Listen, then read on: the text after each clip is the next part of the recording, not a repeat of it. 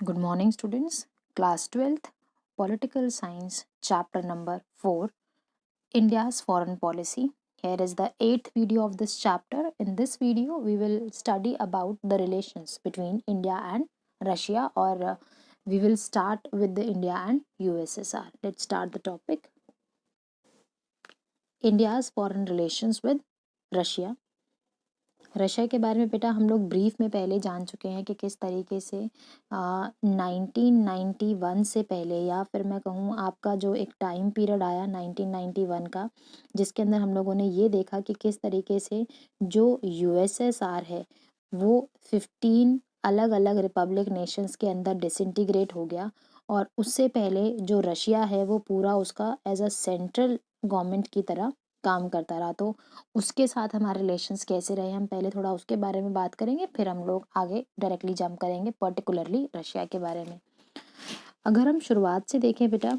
तो India had maintain good relation with all the post communist countries. जो central Asia है उसके साथ भी आज हमारे रिलेशंस अच्छे हैं। हम लोग ईस्टर्न यूरोप के साथ शायद हमारे मतलब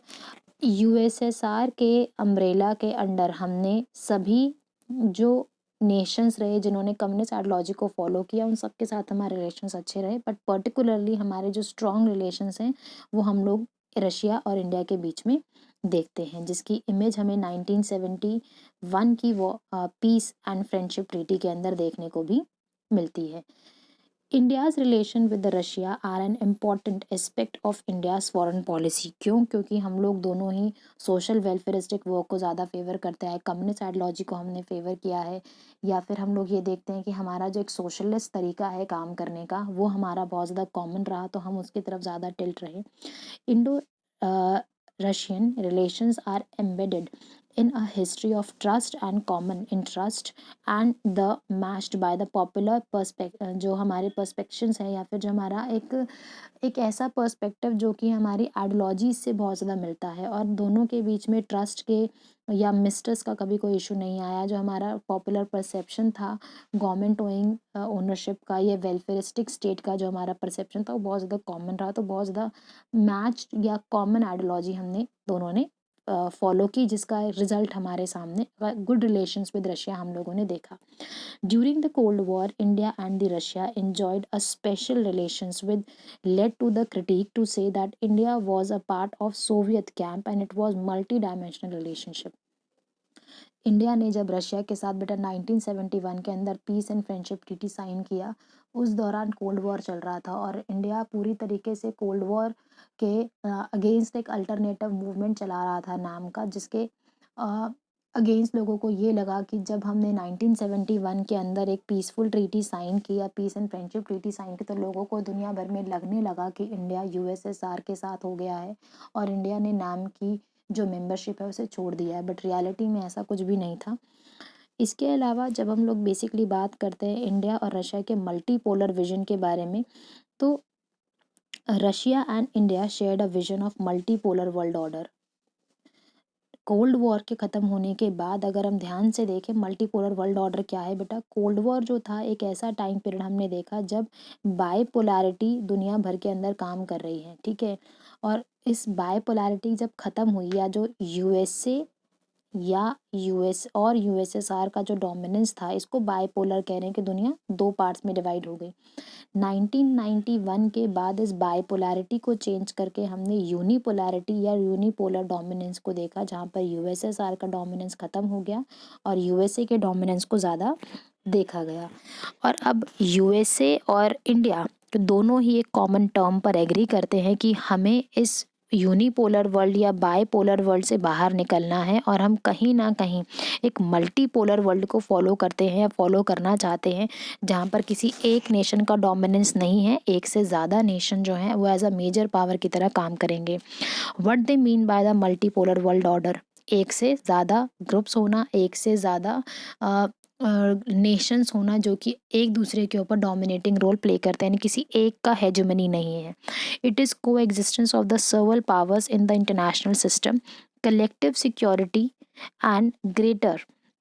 रीजनलिज्म, यानी कि अलग अलग रीजन से, अलग अलग एरिया से अलग अलग नेशंस आए जो कि अपना अपना डोमिनेंस यहाँ पर दिखा सके, हम उसके बारे में यहाँ पर बात कर रहे हैं। इसके बाद बेटा जब हम लोग आगे देखते हैं उस पूरे टॉपिक को, तो हमें ये देखने को मिलता है कि कहीं ना कहीं अगर मल्टीपोलर वर्ल्ड आता है या मल्टीपोलर वर्ल्ड ऑर्डर आता है तो नेगोशिएशंस करना आसान हो जाएगा, इंटरनेशनल कॉन्फ्लिक्ट्स को सॉल्व करना थोड़ा सा इजी हो सकता है, एक independent foreign policy for all the countries चलाई जा सकती है, डिसीजन मेकिंग जो पावर है वो ज़्यादातर आपके यूनाइटेड नेशन ऑर्गेनाइजेशन के पास आ जाएगी, क्योंकि वो एक मेजर इंस्टीट्यूशन की तरह काम करेगा, should be strengthen and democratise and empowered. और दोनों ही नेशंस, रशिया भी और इंडिया, दोनों 1991 के बाद ये चाहते हैं, या कोल्ड वॉर ख़त्म होने के बाद ये चाहते हैं कि जो यूएनओ है वो अपने आप को और मजबूत करे, और ज़्यादा डेमोक्रेटाइज करे, और ज़्यादा एम्पावर करके अपना डोमिनेंस वर्ल्ड पॉलिटिक्स के अंदर दिखाना शुरू करे। और इंडिया और रशिया के रिलेशन को जब हम और आगे बढ़ते हैं तो हमें ये देखने को मिलता है कि दोनों के बीच में रिलेशंस जो हैं बहुत ज़्यादा स्ट्रॉन्ग है। और बायलैटरल एग्रीमेंट्स, बायलैटरल का मतलब होता है दो नेशंस के बीच में, तो बायलैटरल एग्रीमेंट साइन किए गए हैं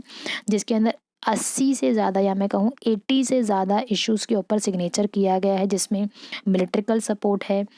इकोनॉमिक सपोर्ट उसके अंदर दिया गया है, कश्मीर इशू के ऊपर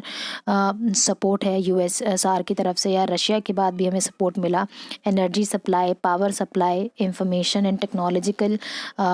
एडवांसमेंट के अंदर हमें हेल्प मिलती है, टेररिज्म को रोकने में रशिया हमारी हेल्प करता है, और रशिया को हम लोग access to centre Asia and balancing its relations with China, तो सेंटर एशिया के अंदर तजाकिस्तान, अजरबैजान या इन सब के साथ हमारे रिलेशंस को स्ट्रॉन्ग करने के लिए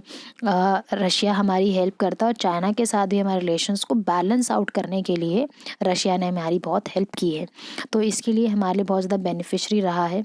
अब बेसिकली सवाल ये है कि रशिया इंडिया को सपोर्ट क्यों करता है, ठीक है। इसके पीछे बेटा कई कारण हो सकते हैं जो कि हम लोग अभी एक एक करके देखते हैं कि Y Russia supports India. Russia India को क्यों सपोर्ट कर रहा है, हम लोग ये देखेंगे।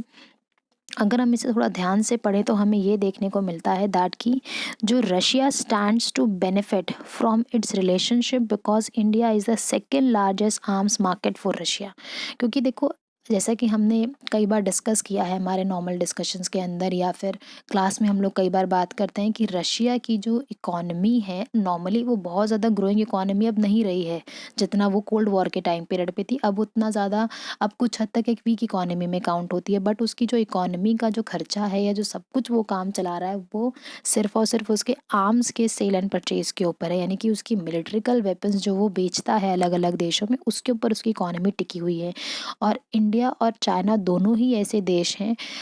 रिसोर्सेज के तरीके से देखा जाए, एरिया के तरीके से देखा जाए, या मार्केट की तरह से देखा जाए, तो रशिया के लिए इंडिया एक मार्केट की तरह है जो कि उसके मिलिट्रिकल आर्म्स को या वेपन्स को खरीदने के लिए तैयार रहता है।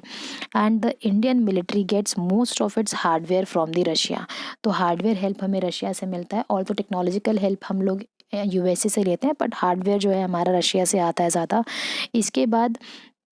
जो सेंट्रल एशिया है, या फिर हम लोग बेसिकली देखें, since India is an oil importing nation, क्योंकि हमारे पास ऑयल रिसोर्सेज नहीं हैं, तो Russia is an important to India and has rapidly come to the assistance of India during its oil crisis. यानी कि जब भी इंडिया को ऑयल क्राइसिस जैसी चीज़ें फेस करनी पड़ती है तो रशिया हमेशा उसकी हेल्प करता है, क्योंकि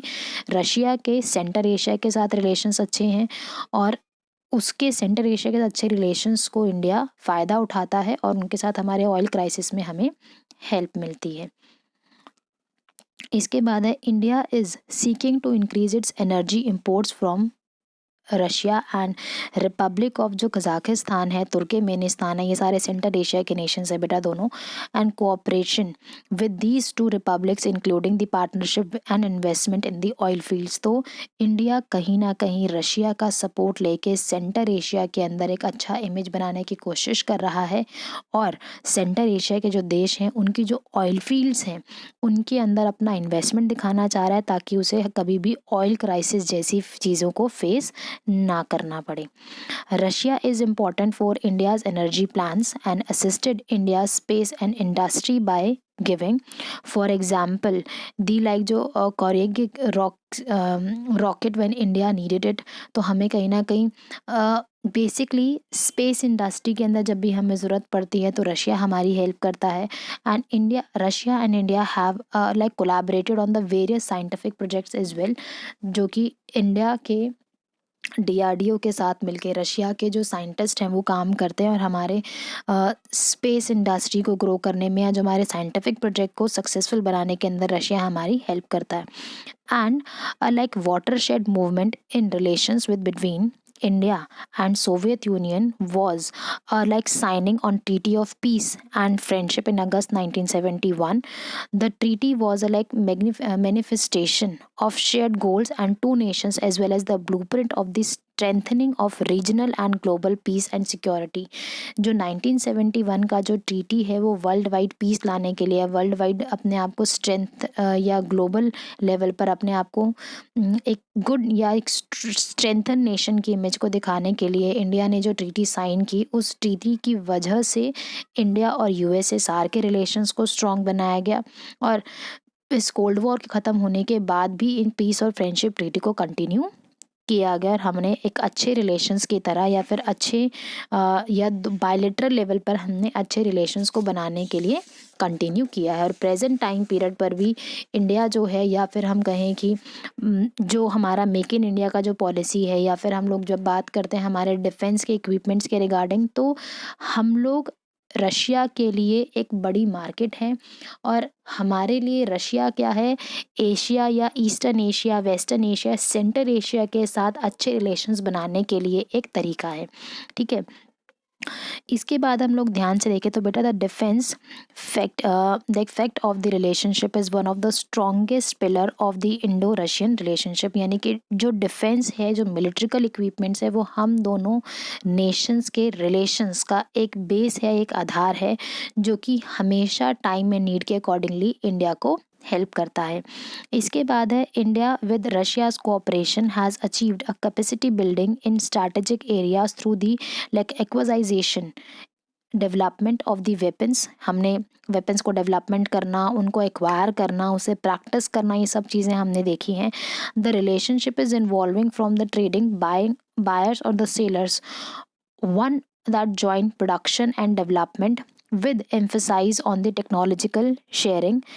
यानी कि रशिया सिर्फ और सिर्फ हमें डायरेक्टली जो प्रोड्यूस्ड गुड्स है या जो डायरेक्टली जो सामान है उसको बेचने के साथ साथ हमें टेक्नोलॉजिकल हेल्प भी प्रोवाइड करता है, जिसको हम लोग यूज़ करते हैं। और जो हमारा मेक इन इंडिया का जो पॉलिसी है, जिसके अंदर हमें टेक्नोलॉजी की ज़रूरत है, सामान से ज़्यादा हमें टेक्नोलॉजी की ज़रूरत है या फिर हमें इक्विपमेंट्स की ज़रूरत है, ताकि हम लोग मेक इन इंडिया की जो पॉलिसी है उसको और ज़्यादा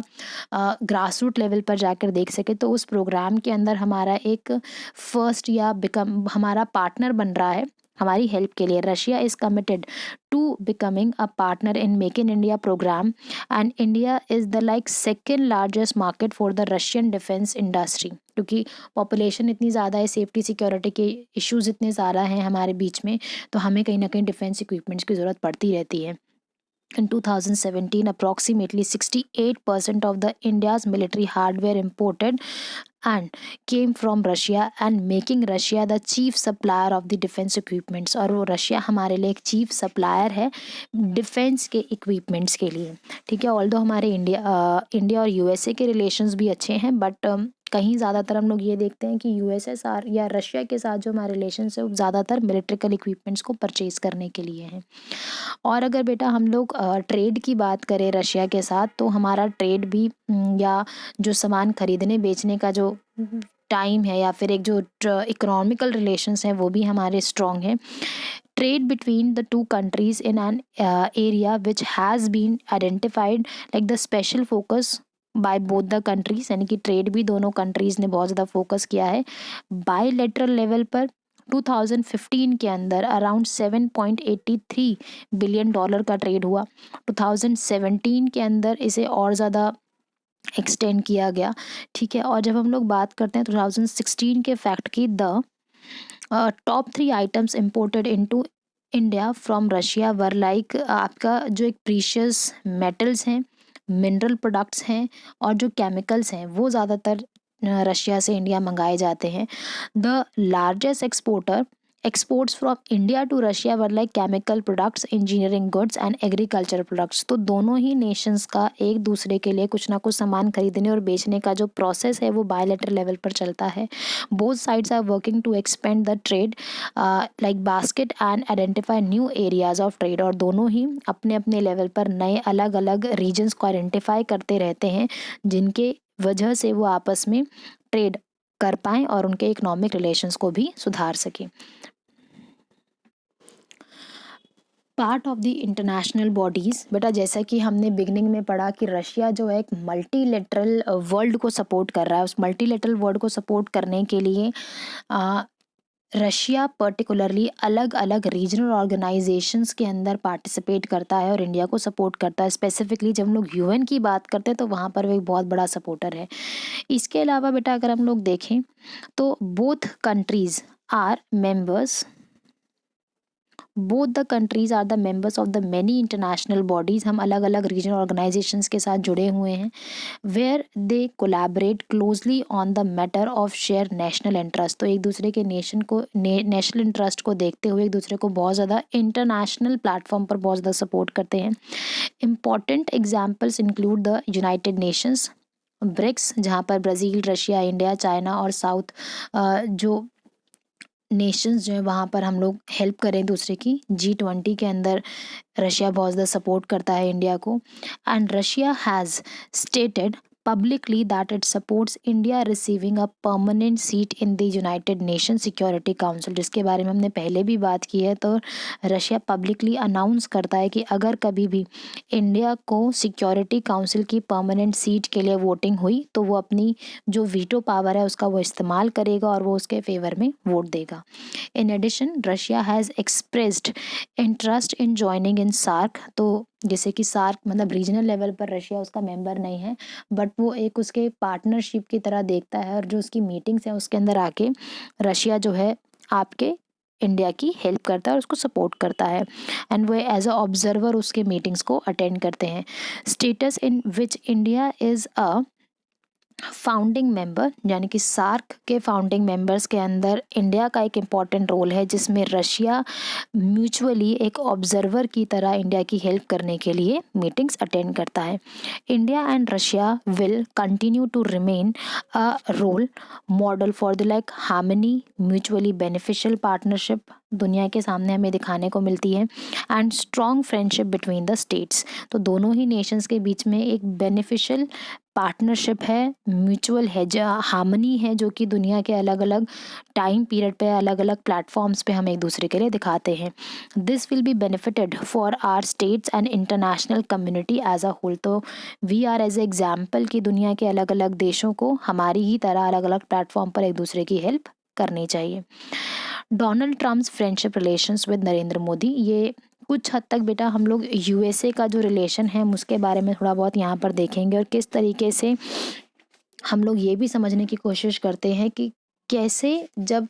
डोनाल्ड ट्रम्प के रिलेशंस इंडिया को हेल्प कर रहे हैं तो कहीं ना कहीं हम लोग ये भी देखते हैं कि किस तरीके से जो इंडिया है प्रेजेंट टाइम पीरियड में एज अ पावर और एज अ एमर्जिंग पावर कैसे अपने रिलेशंस को मोल्ड कर रहा है और अपने फ़ायदे के लिए नेशंस को अलाउ करता है अपने साथ रिलेशंस को बनाने के लिए। इसके बाद है बेटा हम लोग देखते हैं कि जो prime minister Modi is one of the few world's leader including the prime minister of Japan, ठीक है, and prime minister of like हम बेसिकली देख रहे हैं कि अलग अलग नेशंस के जो प्राइम मिनिस्टर हैं वो इकट्ठे हो रहे हैं और एक क्लोज रिलेशंस दिखाने की कोशिश कर रहे हैं। और बेटा जब हम लोग यूएसए की बात करते हैं तो यूएसए को सपोर्ट करने वाले देशों के अंदर इज़राइल भी सामने आता है, जापान भी सामने आता है और हम सभी मिलकर एक बहुत ज़्यादा close relation present time period पर या मैं कहूँ 2014 के बाद से हमने एक अलग फ्रेज देखने को मिला है। And reflecting upon its his love and affection for India and the good like repo हमने बनाने की कोशिश की है या मोदी ने बहुत अच्छी रेपो इंटरनेशनल प्लेटफॉर्म पर बनाने की कोशिश की। And Trump has said that likes the prime minister Narendra Modi and termed him as a great gentleman. तो ये एक इंटरनेशनल लेवल पर हमारी एक अच्छी रेपो डेवलप हुई है with the like number of visits Modi has made in the different nation. तो ये सब कुछ चीज़ें हमें एक अलग इमेज हमारी बनाती हैं,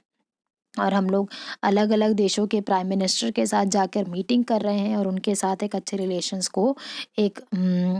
लेट डाउन कर रहे हैं उन्हें। इसके बाद है बेटा, अगर हम लोग हमारे जोग्राफिकल बाउंड्रीज़ की बात करें तो हम लोग थोड़ा बहुत इनके बारे में भी देखते हैं कि currently facts related to India's geographical boundaries, की किस तरीके से हमारा जो जोग्राफिकल लोकेशन है वो हमें किस तरीके से हेल्प करता है एक अच्छा रिलेशन बनाने के लिए। Russia played a low-key but useful role in the time of tension regarding the like Galvan Valley dispute in lowering the tension between India and China। तो बेटा देखो, हम लोग अगर इसको देखें तो आज के टाइम पीरियड में अगर मैं बिल्कुल 2020 के सेंटर में रख के अगर मैं रिलेशंस की तो बात करूं, तो शायद हमारे रिलेशंस रशिया के साथ उतने ज़्यादा स्ट्रॉन्ग नहीं हैं जितने कि हम लोग अमेरिका से बनाने की कोशिश कर रहे हैं। But still somehow somewhere हम लोगों ने रशिया के साथ भी अच्छे रिलेशंस को मेंटेन करने की कोशिश की है। दो इट प्रोवाइडेड मैनी डिफेंस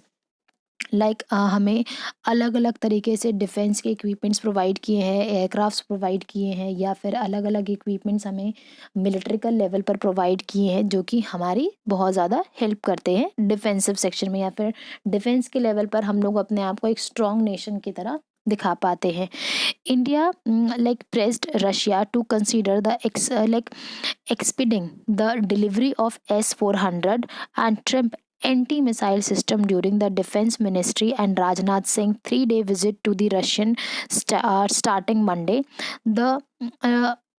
हम लोग बेसिकली ये देखने की कोशिश कर रहे हैं कि इंडिया और चाइना के बीच में जो हमारे बॉर्डर इश्यूज़ हैं, उन बॉर्डर इश्यूज़ को रिजॉल्व करने के लिए हम लोग अलग अलग ऑपरेशंस बना रहे हैं, जिसके एग्जांपल्स हम लोग यहाँ पर देख रहे हैं। उन एग्जांपल्स को आप लर्न कर सकते हैं, और किस तरीके से जो चाइनीज़ जो प्रोवोकिंग हेलीकॉप्टर्स हैं या जो वहाँ के मिलिट्रिकल इक्विपमेंट्स हैं, वो कहीं ना कहीं देखो, अगर हम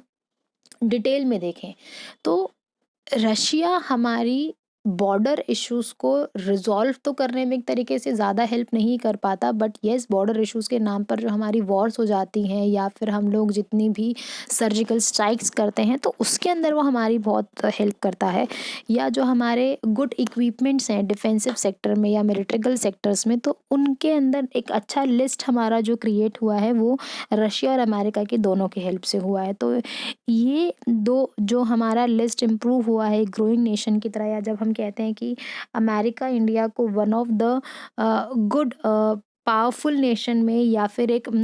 पावरफुल नेशन की तरह जब दुनिया भर के अंदर या इंटरनेशनल प्लेटफॉर्म पर इंडिया को डिफाइन करते तो विच प्रूव्स कि India is growing nation and India is one of the strongest nation in the world. And soon वो एक न्यू चैलेंज की तरह दुनिया के सामने आएगा जिसको कंसीडर करने के लिए हमारे पास अमेरिका है। बेटा अब हम लोग जब हम दोनों ही रशिया इंडिया और यूएस और इंडिया के रिलेशंस को हमने देखा है, बहुत मतलब बहुत ब्रीफ में हमने स्टडी किया, इतना डिटेल में हमारे सिलेबस में नहीं है। बट हम लोग आगे जो चैप्टर है जिसमें हम इसराइल के बारे में बात करेंगे नेक्स्ट वीडियो में। इसराइल के बारे में बेसिकली हम कुछ इन्फॉर्मेशन प्रीवियस वीडियोस के अंदर या जो हमारा चैप्टर था अल्टरनेटिव सेंटर्स ऑफ पावर या न्यू सेंटर्स ऑफ पावर के अंदर हमने इसराइल के बारे में पढ़ा। तो we will continue with this in the next video.